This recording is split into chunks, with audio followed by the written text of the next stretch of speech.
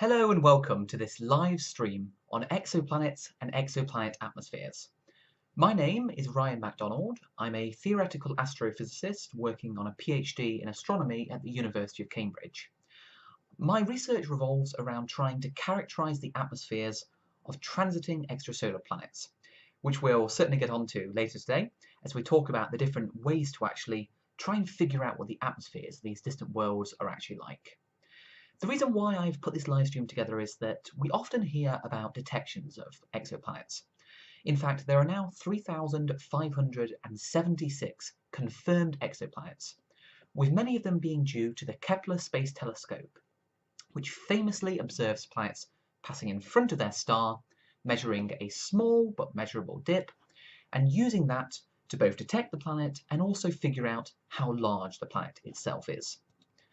So over the course of the past week, a number of you have been sending me in questions that you would like to see answered about exoplanets and their atmospheres. Here is a selection of them, which we will get to throughout the day. And if throughout the live stream itself you do have more questions that you think of, by all means, just drop them over on the right-hand side in the chat box on YouTube, and I'll see if I can address some of them towards the end. So why don't we get started then with a question from YouTube. So Minority of Thought asks a question about exoplanet atmospheres. Could you summarise proposed methods of measuring exoplanet atmospheres, mention which ones have been successful, and then also summarise any really exciting results? Absolutely, and just answering this question will probably take maybe about 10 minutes or so, so let's get straight into it then. So I've already mentioned the Kepler Space Telescope.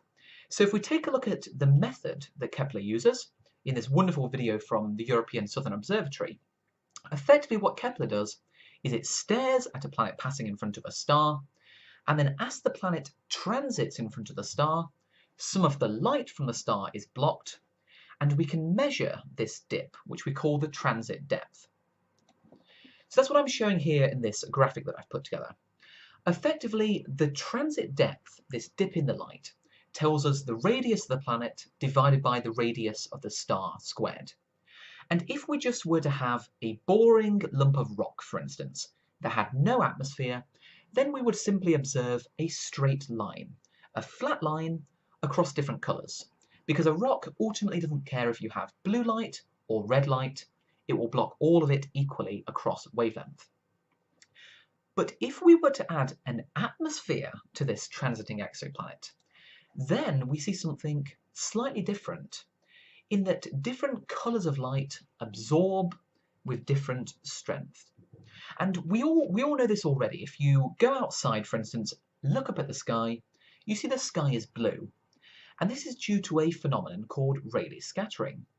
Effectively, blue light bounces about in the atmosphere much more strongly than longer wavelength light, like red light, and so it spreads over the entire sky. In the case of exoplanets, that means that when blue light goes into the atmosphere of the planet, it bounces about, flies off in a random direction, and then we're less likely to observe it. And that's why we see the planet effectively appearing slightly larger at bluer wavelengths. We get a characteristic slope, which we call the Rayleigh slope. But what's really exciting for characterising these atmospheres in transmission is that at certain colours we pick up absorption features due to chemical species. In particular, at yellow wavelengths of light, we see the planet suddenly becoming a lot larger. And that is due to sodium in the atmosphere absorbing the light. And equally, if we push forward to red wavelengths, we can see absorption features due to potassium. And this was actually predicted very early on. In fact, very shortly after we discovered the first transiting extrasolar planet, HD 209458b, in the year 2000, it was predicted that we should be able to measure potentially the detection of sodium in the atmosphere. And we did. In 2002, sodium was detected for the first time, and that was our first definitive measurement of the chemistry in an extrasolar planet for the first time. But if you want to know what's really going on and you want to get a better handle, you can actually go beyond the visible wavelengths and push outwards into longer wavelengths in the infrared. And the reason why this is exciting is that molecules such as water, H2O, as you're seeing here, absorb quite strongly in the infrared. And so what I'm showing here in this shaded green region is the range of wavelengths that the Hubble Space Telescope can currently observe in the infrared, using an instrument called the Wide Field Camera 3, or WFC3.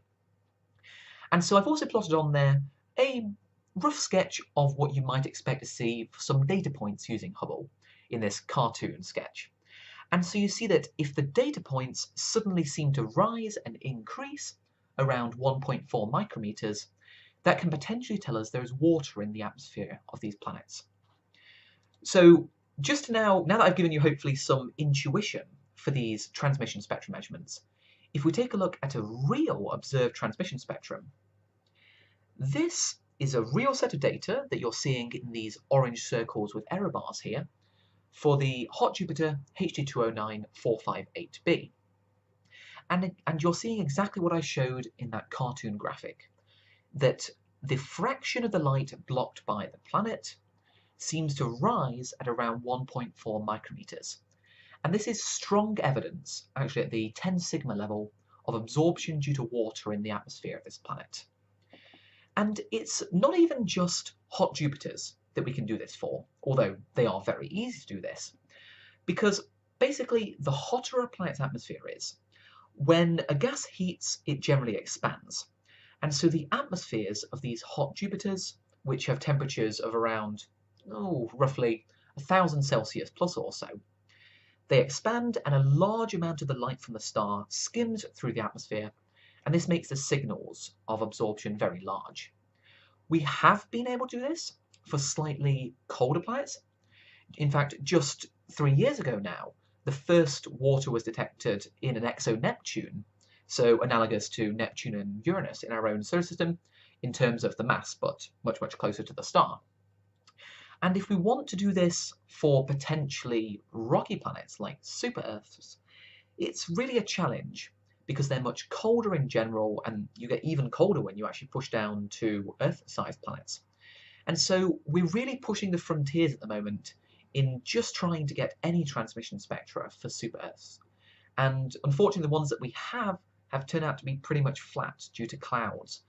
And that's really one of the problems in transmission spectra. Because when the light skims through the atmosphere, it's only basically sampling the highest altitudes. If you have a high altitude cloud, which I'm kind of sketching on the whiteboard over there, then the cloud basically blocks out the light and you won't see the absorption features. But that being said, this method of transmission spectroscopy has been remarkably successful. In fact, I've already mentioned the sodium detection that we had in 2002. Water was detected for the first time in an exoplanet in 2007, and in 2013 actually even more rigorously established. There's also been high significant detections of carbon monoxide. There was actually a very high significance one of about 5 sigma in 2010, using a method I'll talk about in a moment. And they've also been suggestions of methane and carbon dioxide in the atmospheres of exoplanets. So bearing in mind that we're using instruments that were not designed to do what they are doing now. I mean, we've only known about exoplanets for 25 years. The Hubble Space Telescope was designed a long time before that. And so it's really incredible what we've been able to do just by repurposing instruments. So that's one of the main ways that we characterize the chemistry of these atmospheres, using transmission spectroscopy. But there are a few other methods. For instance, what I'm showing here is a typical light curve. In fact, these data points are real data for the super-Earth 55 Cancri E. So we've just been discussing what's called the primary transit, which is where a planet passes in front of the star as we observe it. And that's this dip on the left-hand side here. But as the planet continues to go around its orbit, when it is just about to go behind the star, what we actually see is a combination of the light from the star and the thermal emission from the planet, which is why the light curve here rises, because we're now seeing light from the planet and light from the star. And then when the planet goes behind the star, we lose the light from the planet and we see a smaller dip, which we call the secondary eclipse. So if we can subtract the light from the planet from the light from the star, then we can potentially get measurements of the thermal emission of the planet from its day side. And this is really complementary to transmission spectroscopy, which probes the boundary between the day and the night side, because most of these planets are tidally locked. And so if you have a star, the planet goes in front of it, then the side facing us is the night side, the side facing the star is the day side, and so what we see is the boundary between the day and the night. But in thermal emission, then we can potentially see what I'm showing here in this animation that Kevin Stevenson put together for the exoplanet WASP 43b is that we can actually measure the thermal emission of exoplanets today as the planet orbits around its star to probe of the planet. So in addition to absorption features like this water feature we're seeing at 1.4 micrometers, where the planet appears to be much dimmer, we can also potentially of the atmosphere, telling us how the temperature of the planet varies as a function of altitude, which you're seeing in the top right there. And so when you try and do these measurements, you can see all manner of interesting properties. For instance, you might notice that if you look at this peak in the thermal emission here, it seems to be slightly to the left of the secondary eclipse, which is where we'd expect most of the light from the planet to actually be emitted. So we've actually been able to use this to piece together the puzzle pieces and come to the conclusion that this super-Earth, 55 Cancri E, in this wonderful animation put together by NASA, could potentially be a molten lava world with very little heat distribution. And actually there's been recent efforts in the last year or so to construct a map of the temperature of this planet, which clearly shows that the maximum location of the temperature of the planet is not exactly at the point that is being permanently illuminated by the star, which could potentially tell us that there are flows of lava over the surface of this planet. So it's very clear that even just by looking at transiting extrasolar planets, there is a huge amount of information we can extract from their atmospheres. But we don't necessarily just have to look at transiting planets. There are ways around this. And in particular, if you'd heard about discoveries such as that of Proxima b, which came out last year, unfortunately, Proxima Centauri b is not a transiting planet, and so we can't really use the methods that I've just described. But we could in the future potentially use a method called direct imaging. Here's the basic idea. If we can block out the light from a star using a device called a coronagraph, which you see in the middle there, we'll just wait till the coronagraph goes back over again, then you can potentially observe planets that would otherwise be drowned out in the light from the star. Here, for instance, is a real direct image photograph showing that you can directly see exoplanets in very wide orbits around stars. And when I say wide, I mean, if you look at this photograph, as remarkable as it is, this exoplanet, CVSO 30c, is actually at an orbital separation of 660 times that from the Earth to the Sun. For comparison, Pluto is 40 times as far away from the Sun as the Earth is. So this method at the moment really only works for planets in very wide orbits, and then also planets that are very young, because they effectively glow in thermal emission. They're very easy to observe. But even with current technology, we've been able to observe multi-planet systems. This is HR 8799, and you can actually see 4 exoplanets around this star. And by piecing together measurements over a number of years in this wonderful animation that Jason Wang has put together, you can actually see the planets travelling around the star. So although it's really quite early days for exoplanet atmosphere characterization in direct imaging, one of the big advantages of this technique is that unlike transmission spectra, which only probe the top of the atmosphere, if you're looking at light which is, say, reflected from the atmosphere, or thermal emission which bubbles up from deep in the atmosphere, then you can probe much greater depths in the atmosphere. So eventually when we observe rocky planets, then we could potentially talk about measuring the surface temperature of these planets, maybe the surface pressure, and then we can start to get a handle on things like the habitability of these planets. So I've mentioned 2 avenues, transmission spectroscopy both in the primary transit and the secondary eclipse, and also direct imaging. But there's also a new technique which has started to surface in the past 7 years or so, called high-resolution Doppler spectroscopy. Here's the idea.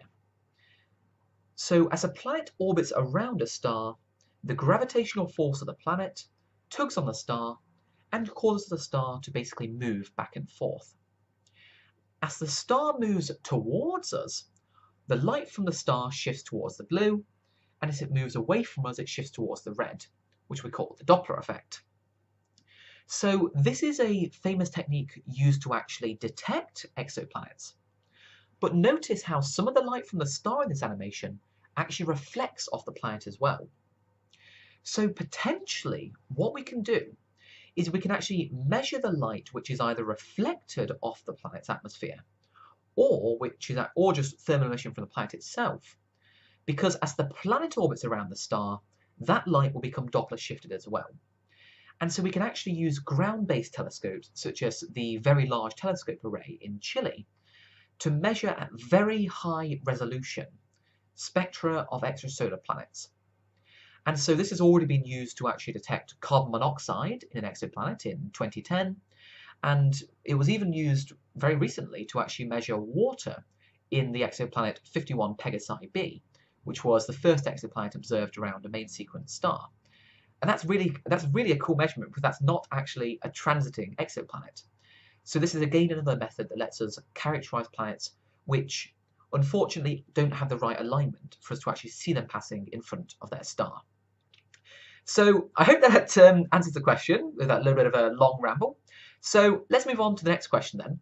And in fact, there's quite a few questions we have here that David sent in, many on spectroscopy and direct imaging. So I'll probably weave them in and amongst a number of the other questions. But in particular, I wanted to quickly address the question, is a planet 4 light years away easier to see than a planet 100 light years away? So it really depends on the method you're using. If you are using a method such as the transit method, like with Kepler, then Kepler was looking at one particular patch of the nighttime sky in its primary mission. And so it was only really sensitive to planets between about 600 and 3,000 light years away. And that was basically due to the range in the brightness of stars Kepler was designed to look at. If stars were too close, they were too bright, and Kepler's instruments weren't designed for it. Further away than 3,000 light years, they were too dim. And so in transmission measurements, you do indeed have distance limits. In radial velocity measurements to weigh a planet, then the method basically doesn't have inherently distance limitations inside of it, but the problem is that you need to have high signal to noise ratios in order to actually get precise enough measurements. And so what this effectively means is that if you want to look at very low mass planets, then radial velocity only really lets you see out to a couple hundred light years. For more massive planets which have a greater effect, then you can go out to a few thousand or so. And if you want to go to crazily high distances, then you can use something like gravitational microlensing, which I won't talk that much about because you can't really use that to characterize the atmospheres of these planets. But that's a very good technique if you want to potentially look at planets closer towards the center of the Milky Way, or maybe even in Andromeda, for instance. So I hope that answers your question. So another question that David had about spectroscopy of exoplanets. He asks whether this only works in the visible wavelength range. So if we go back to the graphic which I showed, then you can see that just in the visible, in transmission spectroscopy, we can already detect atomic species like sodium and potassium. And in the infrared, that's where we get molecular features, such as water, methane, and then maybe even carbon monoxide and carbon dioxide. You can also push to even shorter wavelengths, moving over to ultraviolet light. That can potentially tell you about atmospheric escape processes and photochemistry. You could also see highly ionized metal ions high up in the atmosphere of these exoplanets. So you could potentially go out to even longer wavelengths. And this is actually a nice place to bring in another question, a question that we had in from I am Grimalkin. I hope I'm pronounced that correctly. Is it possible to use something like the Event Horizon Telescope to image nearby exoplanets?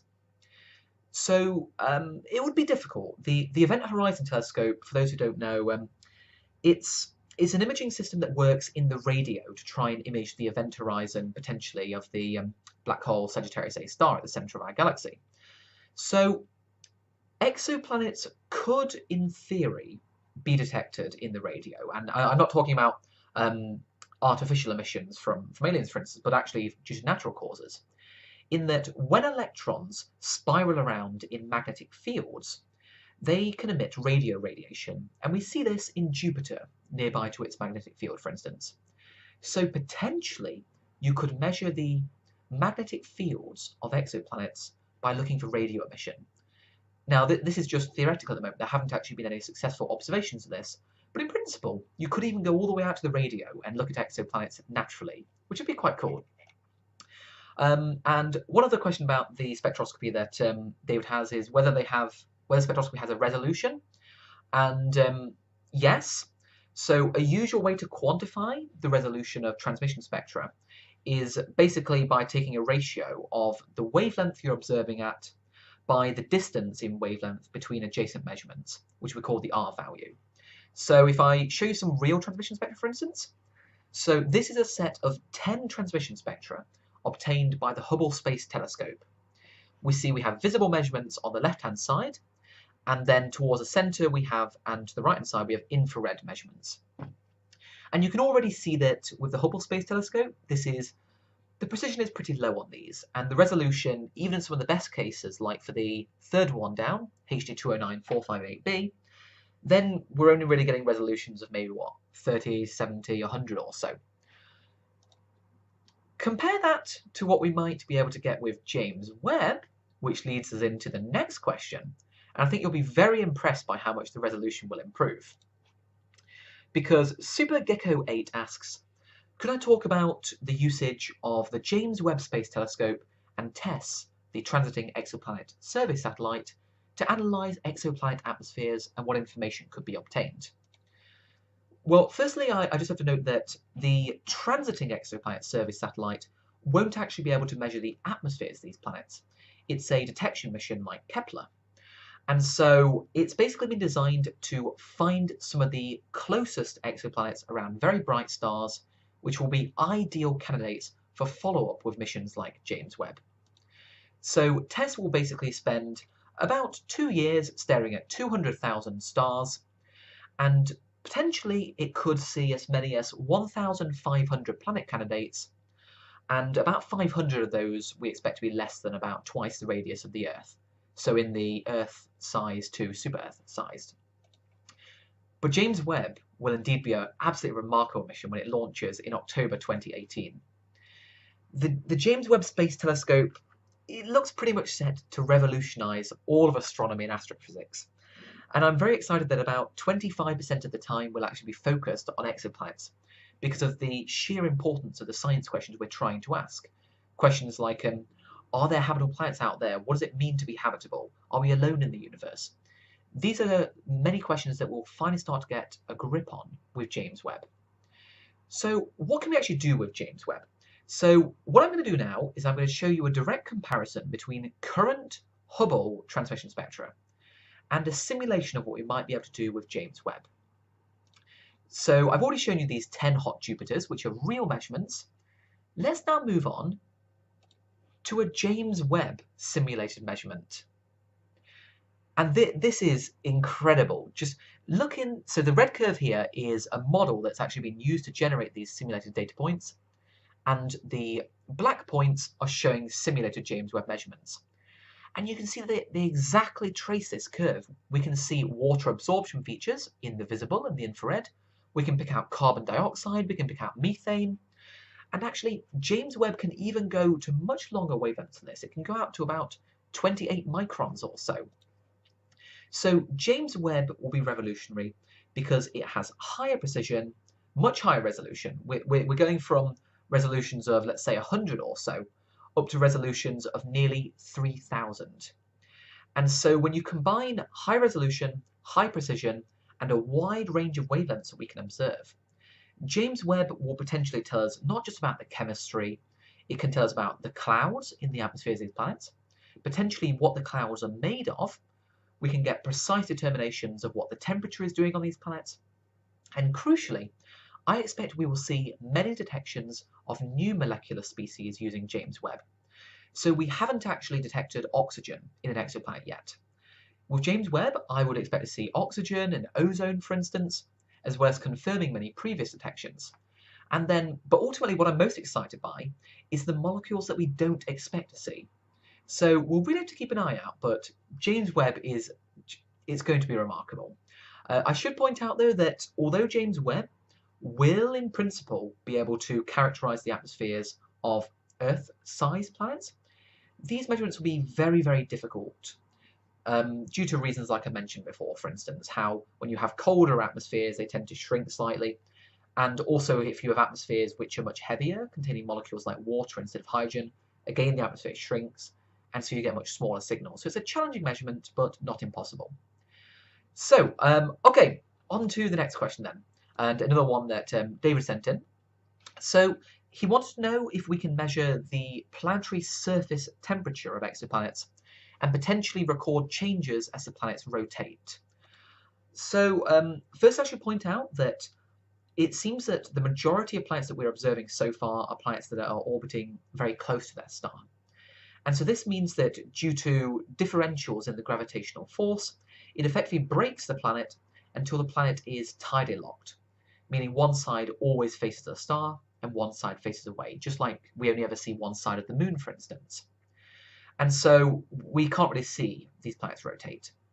But so in principle, we could directly measure the surface temperature of exoplanets using something like the James Webb Space Telescope with very high precision measurements. If you want to measure the surface pressure, for instance, then it might be better to use direct imaging, for instance, because it's basically just due to the geometry. Transit measurements go across like this, skimming through the atmosphere, whilst direct imaging measurements come down, reflect off, and bounce out. So they penetrate much deeper into the atmosphere, so you have a better chance of actually reaching the surface and then reflecting off the surface, for instance. Next question. Now this is an interesting one. So, could we potentially observe an exo-moon? And will the technology to do this improve? So let's take a look at what a transit might look like if we did have an exo-moon. And this is from a wonderful paper that David Kipping put together, and he's actually had quite a few on exomoons. So on the left-hand side, what you're seeing is how a planetary transit might look if we have a planet and a moon orbiting that planet on very wide separation. And so if you look near the bottom, effectively you see an extra chunk is taken out of the bottom. Now, and these little circles you see are basically what you'd expect to see with the Kepler Space Telescope. So in principle, if we did have a large exomoon, and by large I mean, let's say, we have a gas giant and an exomoon about the size of the Earth, we should have already seen it using Kepler. And so this could potentially tell us constraints on how many exomoons there are, given that we haven't observed any in the Kepler dataset. And it's a bit of a pity that the main Kepler mission was only able to stay stable before many of its reaction wheels failed for about 4.4 years. Ideally, if you want to observe exomoons, you need very long time baselines. So that unfortunately means that tests probably won't be that good for observing exomoons. So perhaps the next best chance we'll have to observe exomoons will be with the European Space Agency's Plato mission when it launches in 2024, which nominally has a 2-year mission, although hopefully will go much longer than that. And Plato is designed to basically, how to describe it? Imagine like Super Kepler in order to produce an incredible census of nearby transiting planets. Now, it won't be characterizing them, that will wait for future missions, but it will really be an incredible planet detection mission. So, in short, Plato may be our best bet to look for exo-moons. Okay, so a follow-on question actually that we've had about direct imaging this time using James Webb, namely how much of an improvement James Webb could be for direct imaging. So currently, direct imaging of systems such as HR 8799 have already given us detections of things like water, carbon monoxide, and methane in these atmospheres. But you have to remember that these direct imaging planets are in very, very wide orbits. And this is mainly that if you want to suppress the light from the star using a coronagraph to peer inwards into potentially reaching the habitable zone, it's really difficult. If you want to see something with an orbital separation of Jupiter, for instance, then basically the amount of light that's reflected by the planet, it's about 1 billion times less than that from the star. So it's very challenging to block out that light. And for the Earth, it becomes even worse. It's like 1/100th of a billion, for instance. So these are truly challenging measurements. So James Webb will potentially let us push slightly further in, and we may be able to get measurements of spectra for potentially Saturn mass exoplanets. We could constrain the radius of some of these planets to about 5% or so, but James Webb, I would expect probably to get direct spectra for maybe on the order of 5 to 10 planets in detail, for instance, using direct imaging. But then we've got all the transit measurements as well from James Webb. So the important point is James Webb will probably just select a number of community targets and characterize them in incredible detail. And so a lot of work has to be done to actually decide which are the best candidates to actually observe. Okay, oh, and now an interesting far future question. So, let's see. Is it possible that an array of telescopes, the diameter of the solar system, could see small surface details on a planet that's, let's say, 10 light years away? How far can we push direct imaging if we don't have to worry about pesky things like budget constraints and current technology? So, if you were to be absolutely crazy and you wanted to image something as small as, let's say, I don't know, 10 meters or so, you can work out the maths, and basically you need a telescope with the size of the diameter of the sun, for instance, which is clearly crazy, at least with foreseeable future. So when it gets to this point, potentially the best avenue, at least using foreseeable technology, would not be to try and, we could imagine imaging things like continents or oceans on exoplanets. That's potentially doable with technology within the next 50 to 100 years or so. But instead of going down and actually trying to image individual rocks on an exoplanet, it might be better by that point just to send a dedicated mission to an exoplanet. I'm sure a number of you will have heard of things like the Breakthrough Starshot Initiative, which has its own plans. But if you have to choose between building a telescope the size of the sun and just sending a wafer-thin probe to go to an exoplanet, then it's probably better to take the latter approach. Okay, so now a question in from Facebook from Richard about Proxima Centauri b, which made a lot of attention and a lot of a splash last year. Basically, can we currently analyse the chemical makeup of Proxima b's atmosphere? So, if Proxima b transited, then potentially, but unfortunately it doesn't seem to transit. So that means that we do actually have to wait a few years. Now, there was actually a recent paper which I found fascinating that was looking at upgrading the Very Large Telescope to actually combine two instruments called Sphere and Expresso. And basically this paper, if I recall, concluded that if you observed Proxima b for 3 years with a combined total of about 60 nights of observing time, then you could potentially observe water, methane, and even oxygen in the atmosphere of it, in its atmosphere. So in principle, you could do that with a Very Large Telescope, but it would take more upgrades that they're feasible, but they're not planned at the moment. So a potential good avenue to even detect if Proxima b does have an atmosphere would be to use these thermal phase curves, which I've already showed you, where you build up a map of the planet effectively, looking at the day side and the night side as the planet orbits around. Because basically, if you have an atmosphere, what it tends to do is that winds will redistribute heat from the permanent day side to the permanent night side. And so what you see on the right-hand side here of this graph is that when you have an atmosphere, it tends to dampen the amount of thermal radiation emitted from the day side. But if you contrast that with just a planet with no atmosphere, that's just bare rock, then you would expect to see a much warmer day side. And so by measuring these curves, which you could do with James Webb, for instance, then you potentially could tell, at least if it has an atmosphere, even though it's not transiting. But I think it's really important at this point, when you see all these nice artist concepts of planets like Proxima b, to take a real hard look at what do we actually know about these systems, which I'm summarizing here. Because our knowledge is really, really limited. All that we really know about Proxima b is we know where it orbits, and that's how you can make claims like that it's in the habitable zone, which it is currently. But we don't actually even know the actual mass of the planet, how heavy it is. We only know that the mass is greater than 1.3 times the mass of the Earth. And if you don't know the radius of the planet and you just know the mass, you don't know the density. So there's still a small chance that Proxima b could actually be a gas giant, or perhaps a gas dwarf would be a better term. So because it doesn't transit, we can't measure its size, we don't know what it's made of, we don't know its atmosphere. So there's a huge amount that we still have to learn about these planets. So be very cautious when you hear news stories talking about the closest habitable planet discovered. And in fact, there's been a lot of theoretical work recently looking at Proxima b.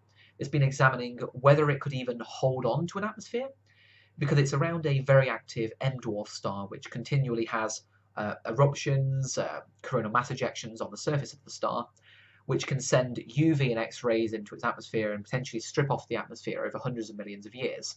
Not too dissimilar than with Mars, for instance. Mars and its atmosphere blown away by the solar wind. So potentially we could see the case that Proxima b could be highly desiccated, meaning all the water's been broken apart into hydrogen and oxygen, and the hydrogen's blown away. So it also means you have to be careful, because if you detect oxygen in the atmosphere of Proxima b, that does not necessarily mean that the oxygen is due to a biological origin.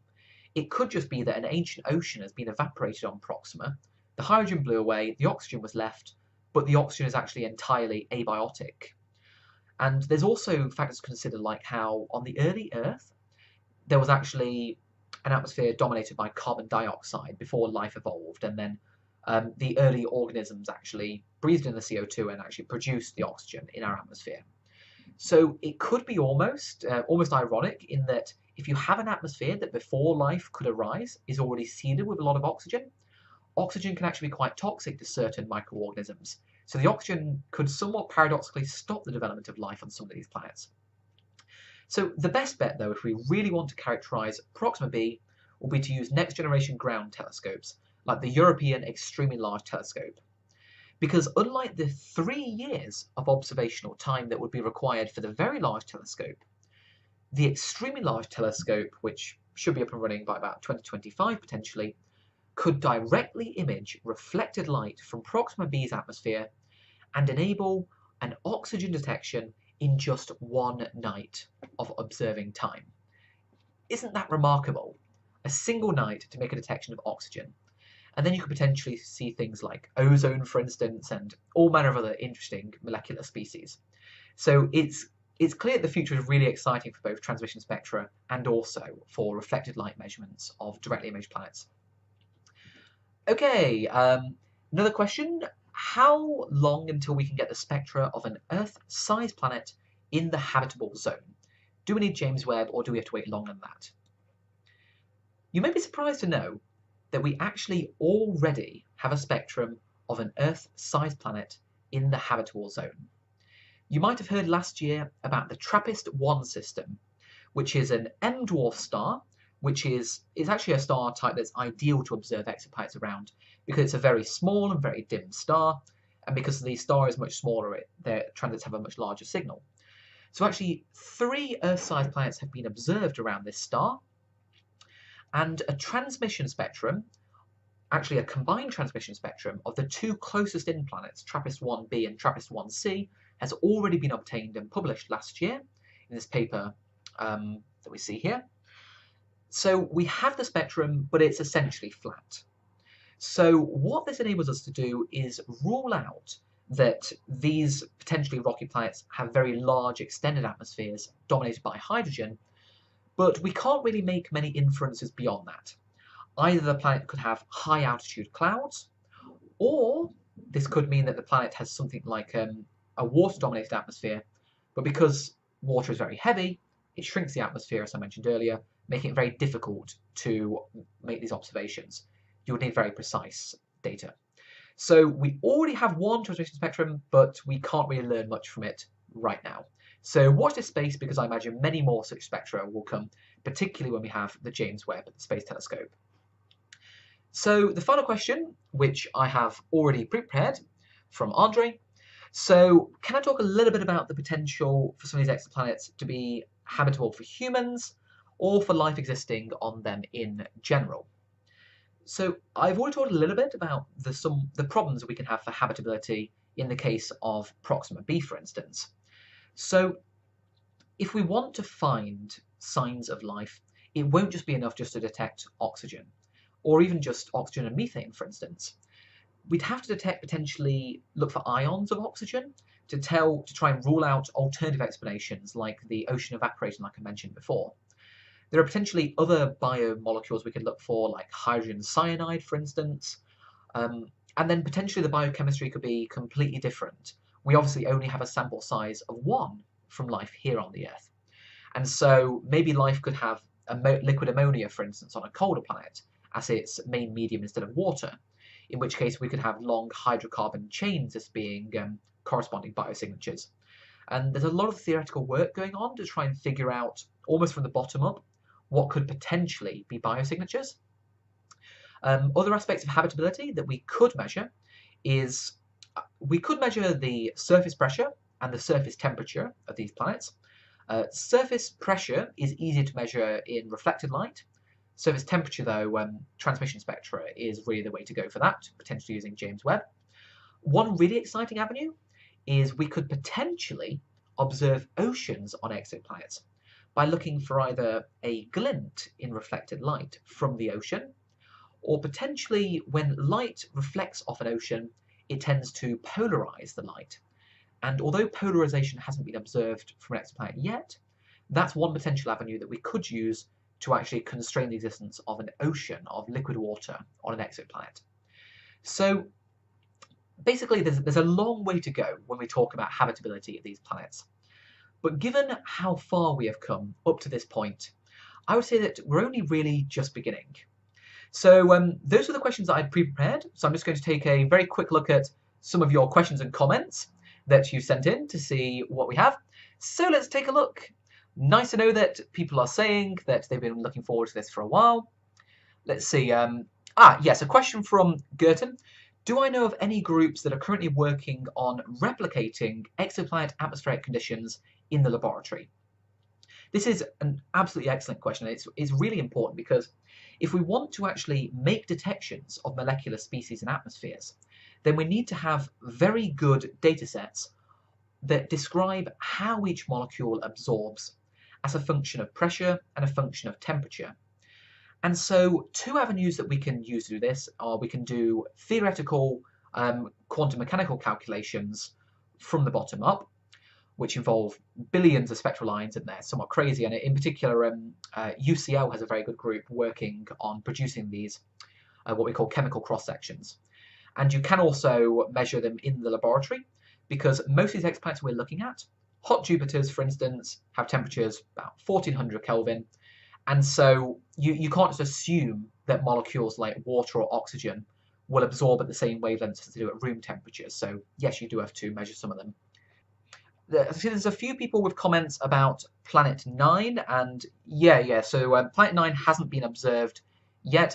There are a number of compelling dynamical arguments that support the existence of Planet 9 in terms of basically, what's the correct term? Just small, rocky, icy bodies in the Kuiper belt going on weird, elongated orbits, but still no direct detection for us yet. There are all manner of other problems. Like you can talk about how can we see exoplanets, but we can't see Planet 9. And you've got to look at the different detection methods. Planet 9 is really far out. Very little light from the sun will actually be reflected off it. It's also very cold out there, so there won't be much thermal emission from the planet. So it's a very challenging measurement to make. Many exoplanets are actually much better targets to observe. Wow, quite a lot of interesting planets. Sorry, it's questions, I should say. Clearly I've been thinking too much about planets. Okay. we will probably wrap up there then. I see that there was a few other questions that we had about potential existence of aliens as well, for instance. So perhaps a good way to sign off is with my own prediction. So exoplanets is an incredibly fast-moving field. We've gone in 25 years from detections, and 2002 we had our first atmospheric detections in the case of sodium, but we're basically riding an exponential curve. There are so many new telescopes and new facilities coming online in the next few years. Just TESS launching early next year, James Webb launching the end of next year as well. Then we get Plato coming, and we've got missions like WFIRST, which will help with direct imaging, although I haven't mentioned WFIRST that much. So I would say that my personal prediction is that I would be very surprised if we don't have a first potential detection of biosignatures in the next 5 to 10 years. That's my prediction. We'll have to see. And maybe it'll be a bit of a self-fulfilling prophecy because I obviously work on transmission spectra and interpreting them myself. So, oh great. So now I've got to find life in the next 5 years, haven't I, to fulfill the prophecy. Great. Okay, well, you have to set yourself interesting targets. So yeah, 5 to 10 years, I reckon we'll see the first potential signs of maybe oxygen or ozone in the atmosphere of exoplanets. So thanks everyone for tuning in. If you do have any more questions that I haven't been able to address live, then just drop them in the comments after this video is posted and I will try to address them. So bye for now everyone, and thanks for tuning in.